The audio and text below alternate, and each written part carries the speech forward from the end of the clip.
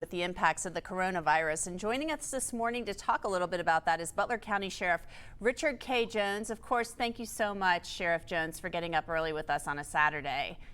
Yes, ma'am. Yeah. Anything for you guys. Well, we appreciate it. So tell Yes, me a little bit, I know there was some issues earlier in the week with the information maybe being shared, maybe not, about who was under quarantine. It sounds like you got that issue resolved.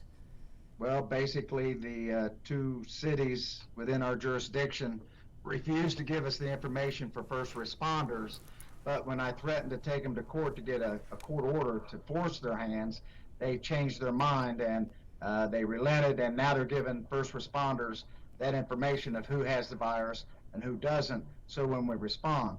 But that's one battle that we've got done. They're trying to fight it in Columbus to get the law changed. I assume it's going to be changed this week, but we've got it moving at this time. Now, are your deputies staying healthy, or is there anybody in your department, your sheriff's office, who's shown some symptoms or signs of the coronavirus?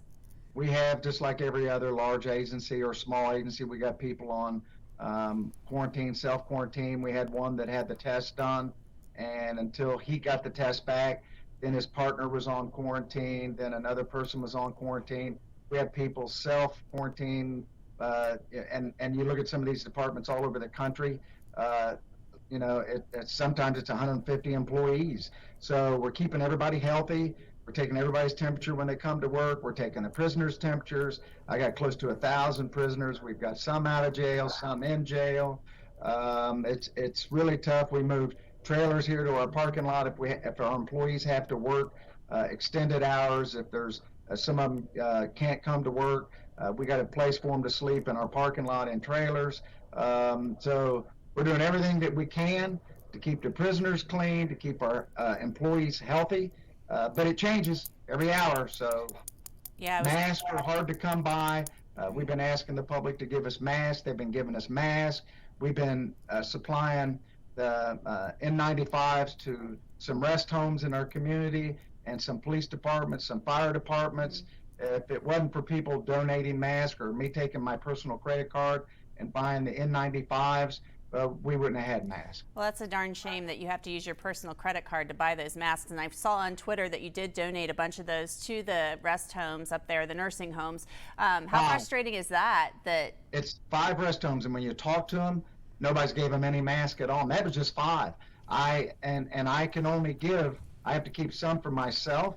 But these rest homes we gave them to, they had none, 0 N95s, and they were reusing their masks. The hospitals never got masks. The emergency room still 2 days ago, and there was people sitting on masks here, and they had none in the emergency rooms. But anytime there's a disaster, a tornado, hurricanes, you have to be self-sufficient for about 15 to 20 days before the government gets here. We'll eventually have all this stuff, but you got to be able to find it yourself.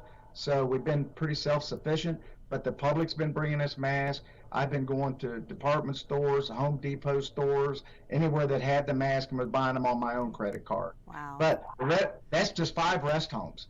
Lord knows how many there is. And they had none. I talked to a guy that owned 14 rest homes and seniors, and they had no mask at all, none, 0. Well, that's very generous of you. Thank you so much again for talking with us this morning, Sheriff Jones, hoping to get to the bottom of why those rest homes, nursing homes aren't getting those masks first. But again, thanks so much for joining us. Have a good morning. Thank you.